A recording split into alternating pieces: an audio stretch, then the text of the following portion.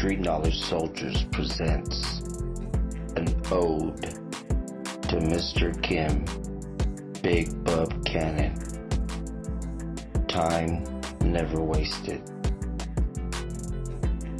It's with a heavy heart that I must inform the listeners who have listened to this podcast that Mr. Kim, Big Bubb Cannon, did not parole in this story.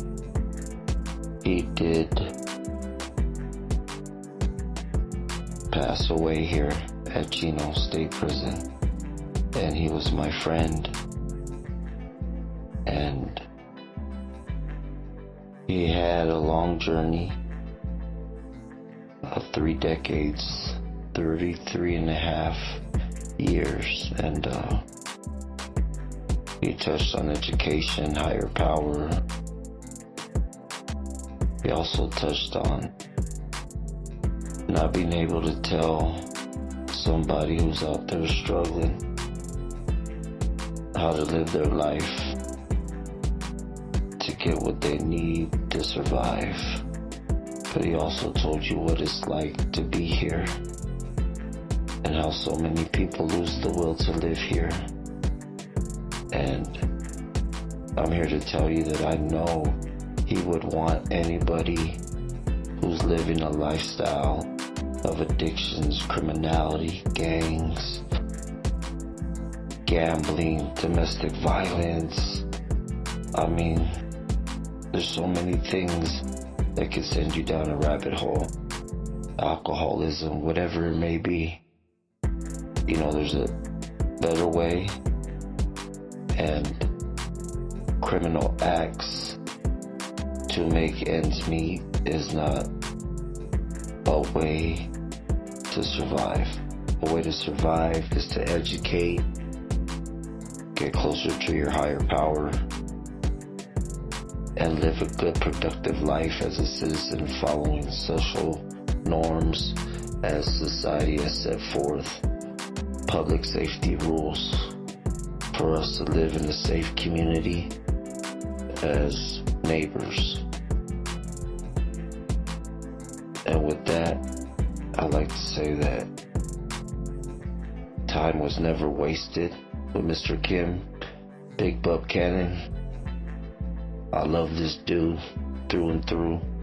He always kept it real, always honest, and we prayed together. And we always talked about our wives. And that's how we met, in the visiting room. And he was a kind spirit, and he fought the good fight, and he didn't make it home. And this podcast, I pray and hope, touches the hearts of many to help save them out of any pit of darkness they may be in. Big Bubb, I salute you, Street Knowledge Soldier, to the death of me. Love you and respect you, brother. Time never wasted.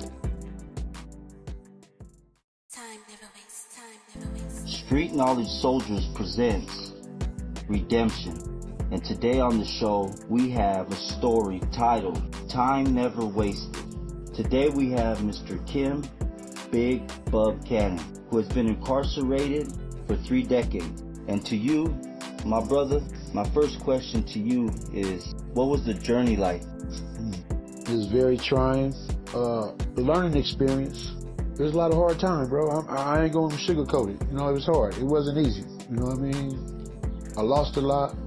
And, you know, I just had to make the best of my situation, and I did. You know what I mean? And I wasn't going to let no time be wasted, so I educated myself. Yeah, 3 decades is a long time, so the struggle started right around 1990, huh? Yeah. For the listeners' purposes, 3 decades, but what was the actual time you did, the year number, so our listeners could hear it? 33 and a half. 33 and a half years. That's a lot of time. You have a bit of victory under your belt now, don't you? Very big victory, because I just got a parole. Actually, I'm paroling tomorrow morning. You know, after all these years, I'm paroling tomorrow morning. So it's a blessing, you know, after all these years, and being able to, you know, being blessed to be able to, you know, start over and this time do it the right way. So tomorrow is April 4/11/24, the year of Kobe. The year of Kobe, amen. And then after 33 years, you're gonna touch that freedom air, man. It's amazing. And you know, I got mad love for you. Our wives became really good friends, and they're both Christian women. So to have that support network is very vital. Man, that played a vital role, you know, to have, you know, love and family support, you know, no matter what your situation is, and they behind you 100%, you know, it makes your time go by, you know, so much better, because just to have that support, to know that somebody's there for you no matter what, you know, that you have that love and support, I mean, it goes a long way in here. So for our listeners who may be trying to learn for the sake of better equipping themselves as a loved one for their family member who's going up for the board, or has something going on with the courts, or any reason, for resume, so on and so forth, our parole packet, what is the best way to create a support network for our listeners when, let's say, you've been living a life of criminality, the lifestyle that we once had, we're no longer those men. That's why we're trying to do these interviews, so people can learn from our mistakes. What would you tell that youngster who doesn't know how to put a support network together, or what it even is? Can you describe it and design it for us? Well, my support was this, by my wife being who she is in the Christian community, and by associating with them through her, I was able to gain a lot of friendships, and those friendships turned into bonds. So when it came time for me to go for the board, you know, they wrote support letters in support of how they're going to support me when I come, as far as being my support system and making sure I get what I need and do what I got to do, and just being somebody, because I never had nobody I could talk to. So this is a first for me. So now I got people I can call when I need to talk, or whatever the case may be. I can just call, you know what I mean? Or they come visit me, the whole thing. So it's like, you know, you need that type of people. You have those type of people just express themselves on paper and just send it to you, so you can put it to the board, so the board knows that you have some people out there that's going to, you know, they have your well-being. You know what I mean? They're going to make sure that you're going to get to where you need to get to, and do what you got to do, because they're going to be there. You know, people call them support team, but I call them more of like a brotherhood, because it's a brotherhood of us.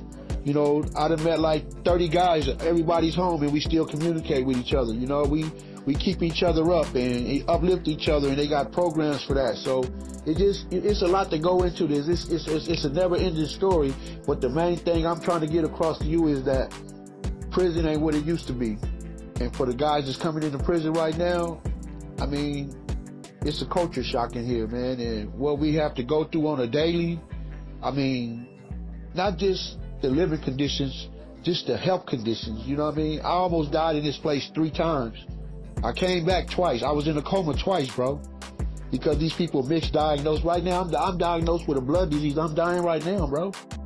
And it took these people 5 years to realize that I had a blood disease, bro. You know what I'm saying? So my advice to you is, prison ain't the answer. I know a lot of guys out there struggling, and, you know, they out there in the streets living the street life, but this is the end result. Here or death. Amen. You know, I choose life. It's the truth. You know, I choose life. I choose life with you too.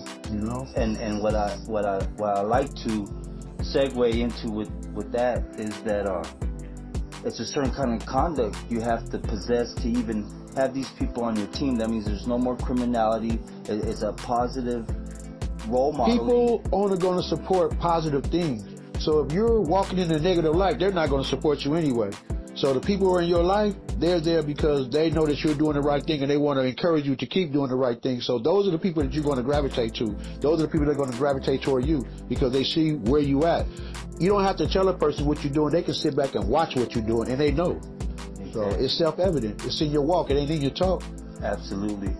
And, you know, you've walked a good walk. You've touched my life. We became brothers, and it's going to be a joyful victory for me come your release date. That's literally around the corner. Hours away, but it's a victory for me. It's a victory for your family. It's it's time never wasted. Time never wasted. Time never wasted. I didn't know about the health issues, but damn it, to be fighting for your life and then fighting for your life up against the board and then to finally get that victory, you know, that's for all of us. Yeah, it is. And it's also for anybody who may be listening, family members. Maybe you're a struggling youth and you came across this on YouTube, and this is authentic. I myself am a lifer with 25 years to life. I've been in here 23 years. I'm interviewing you because I'm not going home yet.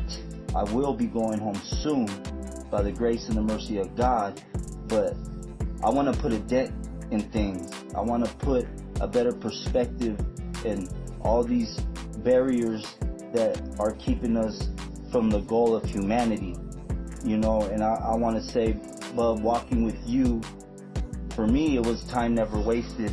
You strengthened me. You showed me kindness. You showed me courage. You always talked to me about things that could better me. You opened your family to me because now our families intertwined. I know that you're no threat to society, and you know what? You probably didn't need to pull off these 3 decades, or to be exact, 33 and a half, to get to that point. And you know, it's a shame how California has us over sentenced, and the mercy that we're under when we're under a microscope, that the board could keep denying you when really they don't live with us on a daily basis. They don't. And you know, you've been a staple. You've put fires out. You've kept things from popping off on yards at times, and that's more valuable, and that's a resource that I think is being neglected, and I don't want to have that neglected no more. I want to give it a voice. I want to give it a place, and with that platform, which at this point is YouTube, hopefully it grows even more, Bubb, is that you know, that time never wasted